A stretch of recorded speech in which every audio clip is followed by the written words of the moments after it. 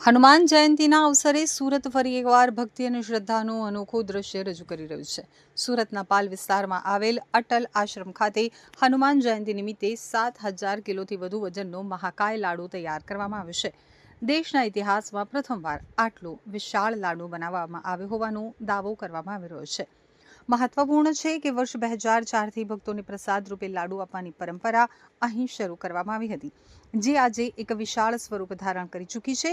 આ મહાપ્રસાદ તૈયાર કરવા માટે અંદાજે 1500 કિલો શુદ્ધ ઘી, 2000 કિલો બેસન અને મબલક પ્રમાણમાં ડ્રાયફ્રૂટ્સનો ઉપયોગ કરવામાં આવ્યો છે। ખાસ તૈયાર કરાયેલી ફ્રેમમાં આ લાડુને આકાર આપવામાં આવ્યો છે। આ મહાકાય લાડુના દર્શન કરવા અને પ્રસાદ મેળવવા માટે વહેલી સવારથી જ સુરત તેમજ આસપાસના વિસ્તારોમાં હજારો શ્રદ્ધાળુઓ ઉમટી રહ્યા છે। દર વર્ષની જેમ આ વર્ષે પણ સુરતે પોતાનો જ જૂનો રેકોર્ડ તોડવાની દિશામાં એક મોટું પગલું ભર્યું છે। સોશિયલ મીડિયા ઉપર આ મહાલાડુના વિડીયો અને તસવીરો ઝડપથી વાયરલ થઈ રહ્યા છે, જે ભક્તોમાં વિશેષ આકર્ષણનું કેન્દ્ર બન્યા છે। ભગવાન હનુમાનજી મહારાજનો પ્રાગટ્ય દિવસ જન્મોત્સવ કઈ રીતે ઉજવવામાં આવે છે? હનુમાનજી મહારાજનો જન્મ ઉત્સવ આજે 7,000 કિલોનો એક લાડુ દ્વારા મનાવવામાં આવી રહ્યો છે અને 25,000 થી 30,000 માણસો ભોજન કરી શકે એટલી વ્યવસ્થા કરવામાં આવેલી છે। આવો મિત્રો, આપણે પણ હનુમાનજીના દર્શન કરી અને પાવન થઈએ।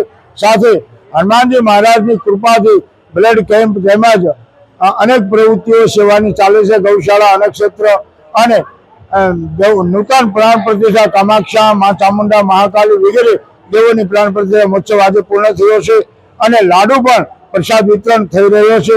આવો સાથે મળીને આપણે પણ હનુમાનજીના દર્શન કરીને પાવન થઈએ। કેટલા વર્ષથી આ કાર્ય 2004 ની અંદર 551 કિલોનો શિવલિંગ લાડુ તૈયાર કરવામાં આવ્યો અને વધારતા આજે 2026 ની અંદર 7,000 કિલોનો લાડુનો ભોગ છે। 6500 किलो लाडू नो भोग अपनी world book, Asia book, Limca book ऐसे कई बुकों के अंदर स्थान मिला है और मेरा ध्येय है कि कई 5-10 साल के अंदर अपने लक्ष्य સાથે કઈ રીતે મંદિરમાં આગળ લઈ ગયા છે? મારો એક ધ્યેય છે કે હમણાં ટૂંક સમયની અંદર અમારું અટલ તીર્થ યાત્રાધામ સેવા ટ્રસ્ટ બનાવી રહ્યું છે અને એમાં જેમાં હોસ્પિટલ અમુક સેવાઓ શરૂ થઈ રહી છે। હું એવું કામના કરું છું આ સેવાની અંદર દરેક ડૉક્ટરથી માંડીને દરેક ભાઈ ભક્તો જોડાય અને અટલ આશ્રમની પ્રવૃત્તિને સહયોગ આપે।